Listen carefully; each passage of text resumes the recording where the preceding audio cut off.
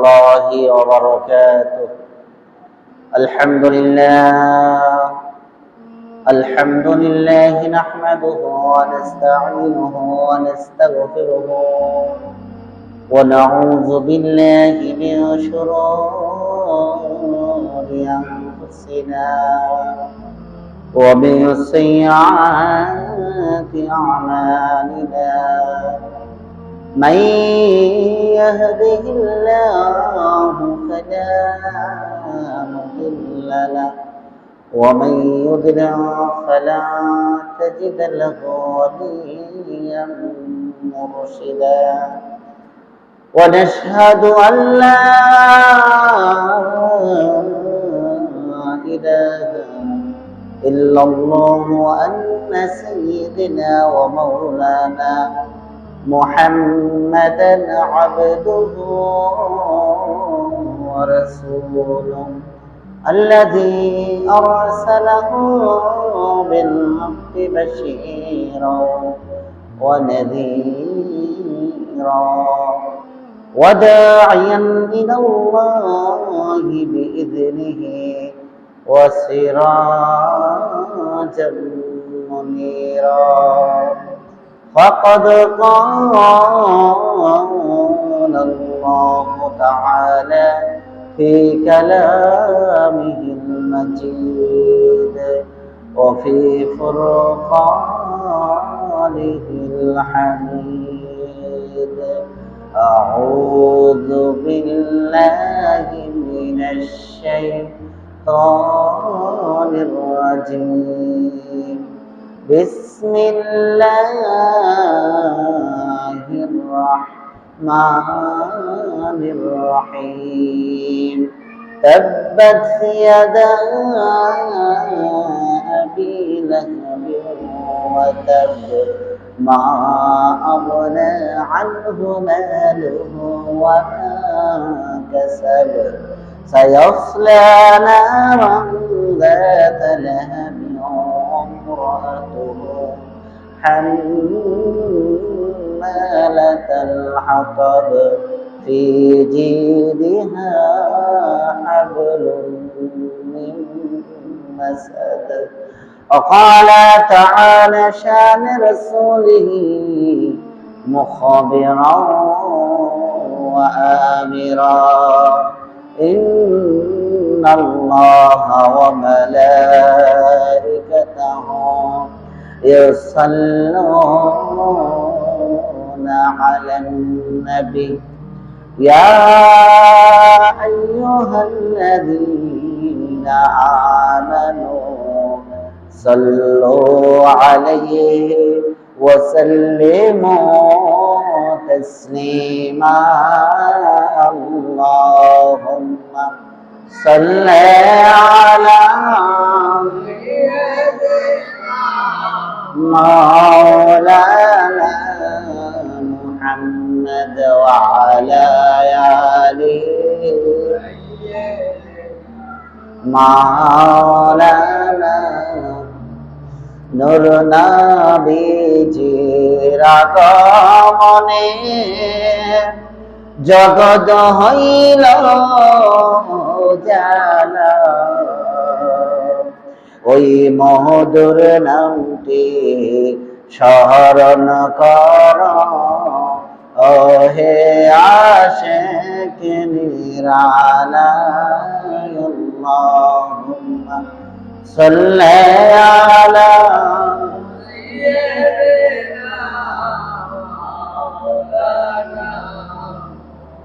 محمد وعلى آل سيدنا مولانا।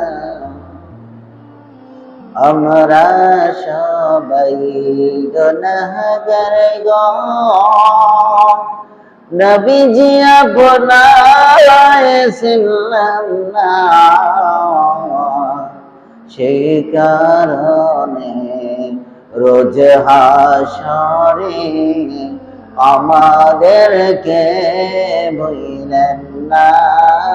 আল্লাহুম্মা সাল্লি আলা সাইয়্যিদিনা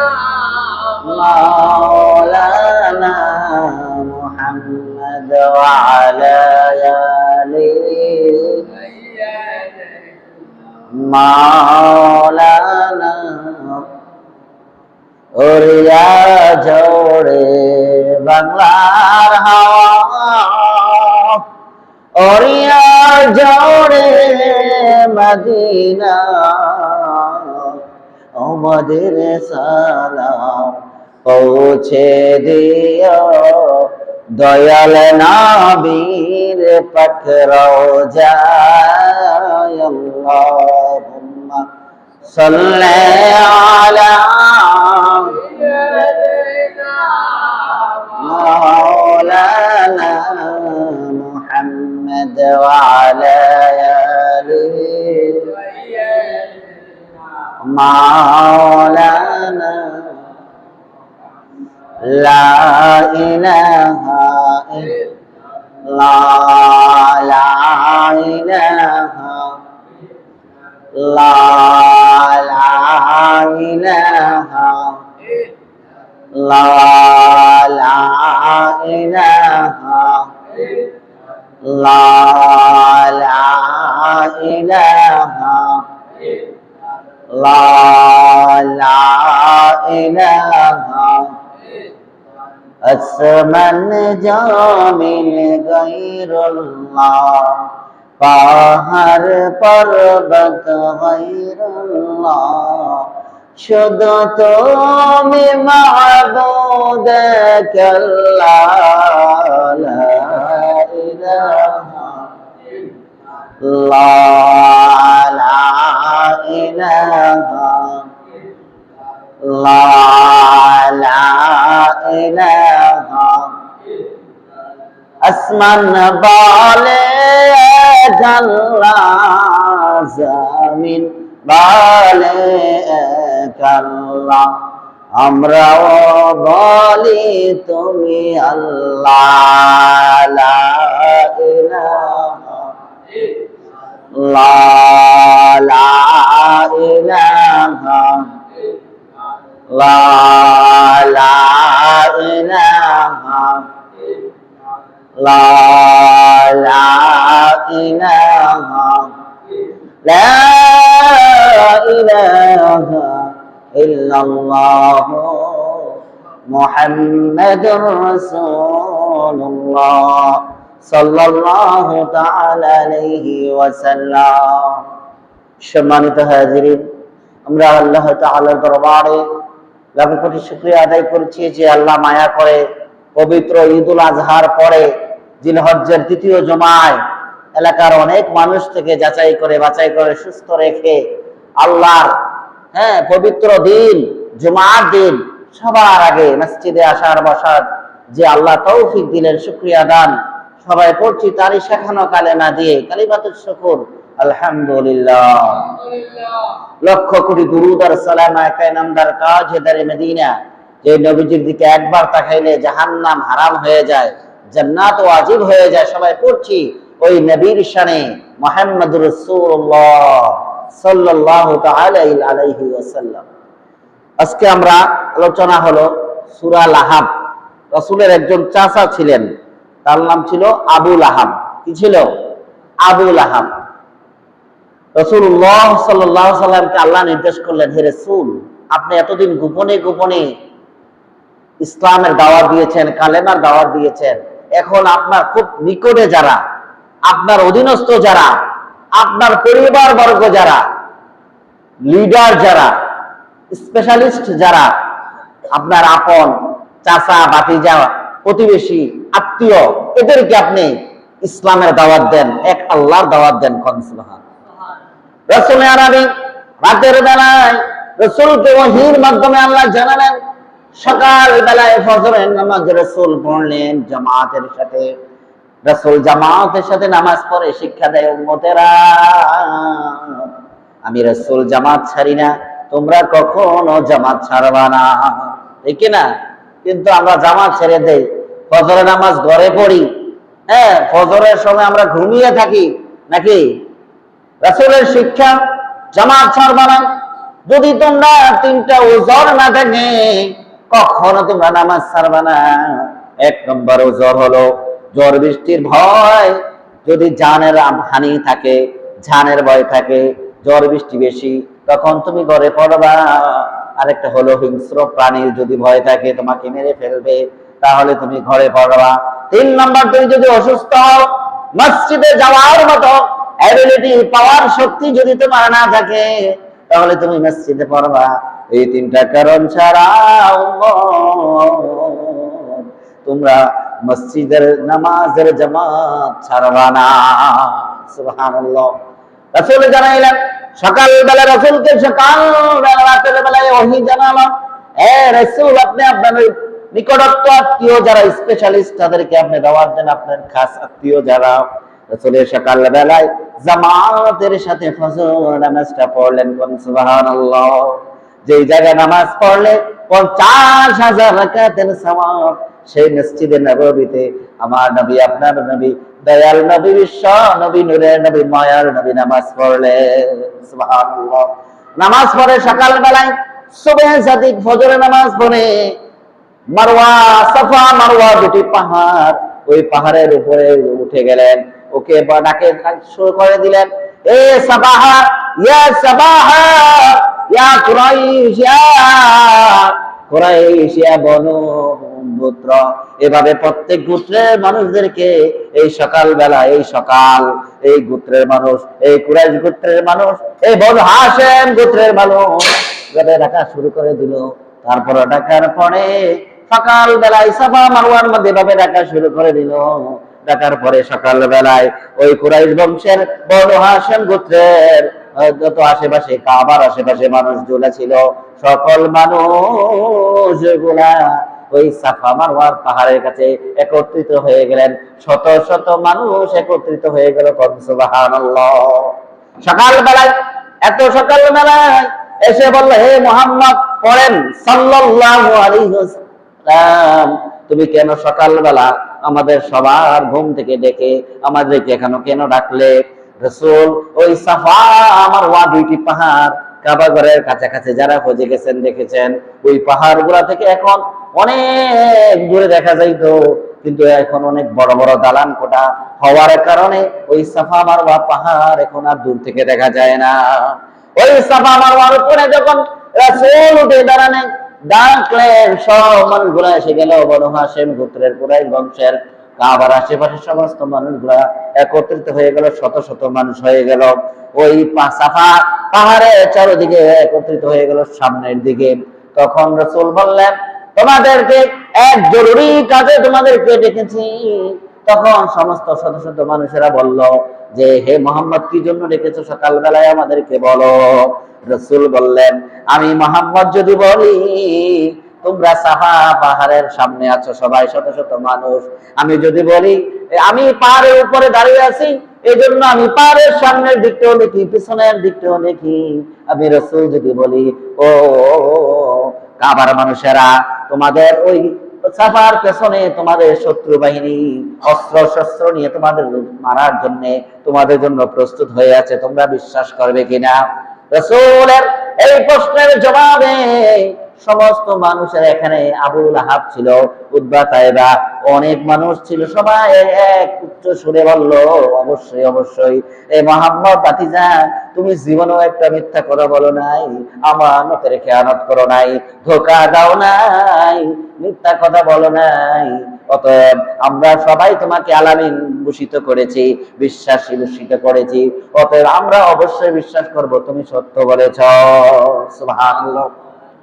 তখন রাসূল বললেন, তাহলে যেহেতু তোমরা আমাকে বিশ্বাস করো, তাহলে আমি যা দেখি তোমরা তা দেখো না। আমি নবুয়ত পেয়েছি, আমি নবুয়তের চোখে দেখি যে ওই পাহাড়ের পেছনে অস্ত্র শস্ত্র সৈন্যবাহিনী যদি থাকতো, তার চেয়েও বেশি ক্ষতির কঠিন শত্রু, কঠিন আযাব তোমাদের জন্য অপেক্ষা করছে, সেটা হলো জাহান্নামের মধ্যে। অতএব তোমরা এক আল্লাহর ইসলাম মেনে নাও, আর আমি নবীকে নবী হিসেবে কবুল করে নাও। সুবহানাল্লাহ। বলার সাথে সাথে সমস্ত মানুষ, মুশরিক কাফেররা, সমস্ত মানুষ আশ্চর্যান্বিত হয়ে গেলেন, হতভম্বিত হয়ে গেলেন, তারা চুপটি করে গেলেন, রাগে ফুসফুস করে চিপটি সাইলেন্ট হয়ে গেলেন। কিন্তু আবু লাহাব, রাসূলের চাচা, ওই আবু লাহাব কি করলো, মা ভাতিজা তোমার এত বড় সাহস, তুমি তোমার আল্লাহর ধর্মের জন্য আমাদের সকালবেলার ঘুম ভেঙে সবাইকে এখানে জাগ্রত করেছ, হাজির করেছ। তখন ওই আবু লাহাব কি করলো, মাটি থেকে পাথর নিল। কি নিল? মাটি থেকে পাথর নিয়ে রাসূলের দিকে সজোরে আঘাত করলো, পাথর মারলো রাসূলের দিকে। রাসূলের শরীর মোবারকে লেগে গেছে, নাউজুবিল্লাহ। যে আপন চাচা রাসূলকে পাথর মারলো আর বলল, ইয়া তাব্বালাক, অর্থাৎ হে মুহাম্মদ তুমি ধ্বংস হও, তোমার মৃত্যু হোক, তোমার সারা জীবন, তোমার সারা দিন ধ্বংস হোক, এভাবে বলা শুরু করে দিল। নাউজুবিল্লাহ। এই কষ্টটা, এই মর্মাহত আপন চাচা থেকে পাথর মারলো, এভাবে মৃত্যু হোক, তোমার ধ্বংস হোক, এভাবে বললো আবু লাহাব। আর এর সাথে সাথে আমার নবী কষ্ট পাইলেন, কিন্তু আল্লাহর কাছে অভিশাপ দেন নাই, আল্লাহর কাছে বদদুয়া করেন নাই। আমার রাসূল চুপটি করে দাঁড়িয়ে গেলেন। মনটার মধ্যে ব্যথা লাগলো। কেন ব্যথা লাগলো? যদি পর কোন মানুষ, অনাত্মীয় কোন মানুষ, দূরের কোন মানুষ, অচেনা কোন মানুষ রাসূলকে আঘাত করতো, রাসূল কষ্ট পাইতো না, কারণ সে তাকে চিনতো না, না চিনে মারছে। কিন্তু আপন চাচা আবু লাহাব, সে রাসূলের কে পাথর মারলো, রাসূলকে আক্রমণ করলো, রাসূলকে অভিশাপ দিল, রাসূলকে মৃত্যু হোক, রাসূলের ধ্বংস হোক বলল। রাসূলের মনের ব্যথা, কিন্তু রাহমাতুল লিল আলামিনের এই মনের ব্যথা আঘাত শত শত মানুষের সামনে রাহমাতুল লিল আলামিনের এই বিষয়টা দেখে আরশে আজিমের মালিক আমার আল্লাহ, আল্লাহ বললেন, জিবরাইল তাড়াতাড়ি যাও, আমার বন্ধুকে কে কোনো কথা বলবে, আমার বন্ধুকে কেউ আঘাত করবে, দুনিয়ার সবাই সহ্য করতে পারে, আমি আরশে আজিমের মালিক, আমি সহ্য করতে পারি না। সুবহানাল্লাহ। তাড়াতাড়ি বলে গেল। রাসূল কোনো উত্তর দেয় নাই কথার উত্তরে, আবু লাহাবের পাথরের জবাবে। কিন্তু আল্লাহ তাআলা তাড়াতাড়ি জিবরাইলকে বললেন, জিবরাইল তুমি তাড়াতাড়ি সূরা লাহাব, কোন সূরা কথা বলেন? সূরা লাহাব। তাড়াতাড়ি রাসূল তুমি সূরা লাহাব, এই যে আবু লাহাব রাসূলকে বলেছে ধ্বংস হোক, মৃত্যু হোক, রাসূলের সারাদিন মন্দ হোক, রাসূলের নাকে ধুলিছে মন্দ লাগুক, এই যে কথাগুলা বলেছে আবু লাহাব, এই কথার উত্তরে রাসূল কোনো উত্তর দেয় নাই। কিন্তু আমি আল্লাহ ওই আবু লাহাবের কথার জবাবে এই সূরা লাহাব নাযিল করে দিলাম। কোন সুবহানাল্লাহ। এই প্রেক্ষাপটে, এই শানে নজুলে জিবরাইল তাড়াতাড়ি সূরা লাহাব, পূর্ণাঙ্গ একটি সূরা, এই সূরাটা নিয়ে রাসূলের কাছে হাজির হয়ে গেলেন। রাসূল পড়া শুরু করলেন। জিবরাইল বলল, রাসূল আপনি মনে কষ্ট নিয়েন না, কারণ আপনার দুনিয়ায় কেউ না থাকতে পারে, আপনার উম্মত বুঝেও না বুঝতে পারে, আবার বুঝলেও বুঝতে পারে, কিন্তু আপনার বন্ধু আল্লাহ আপনার কষ্ট হবে, আপনাকে অপমান করবে, আর সে আজিমের মালিক সহ্য করতে পারে না। সুবহানাল্লাহ। তাড়াতাড়ি জিবরাইল বলল, হুজুর আপনি এই সূরাটা আমার সাথে সাথে পড়েন, আর এই সূরাটা তাদেরকে জানাইয়া দেন। এই আবু লাহাবের কথার জবাবে আল্লাহ এই সূরা আপনাকে উপহার দিলেন। জবাব কোন সুবহানাল্লাহ। কারণ রাসূল এমন নবী, তিনি আল্লাহর কথা ছাড়া তিনি নিজের মুখে কোনো কিছু বলেন না, ঠিক কি না? তখন রাসূল পড়া শুরু করলেন, তাব্বাত ইয়াদা আবি লাহাব ওয়া তাব মা আগনা আনহু মালুহু ওয়া মা কাসাব। এই সূরা যখন রাসূল পড়লো, তখন সামনে যে শত শত মানুষ, বনু হাশিম গোত্রের, কুরাইশ গোত্রের যত গোত্র ছিল কাবার আশেপাশে, সকল মানুষদেরকে বলল, এই দাঁড়াও, আমার আল্লাহ আমাকে এই সূরাটা এখন পাঠিয়েছে, সূরা লাহাব, এটা তোমরা শুনে যাও। তখন সবার সামনে পড়লো। আমাদের ভাষা বাংলা ভাষা, বাংলা যা বলি আমরা সবাই বুঝি, আরবের ভাষা হলো আরবি ভাষা।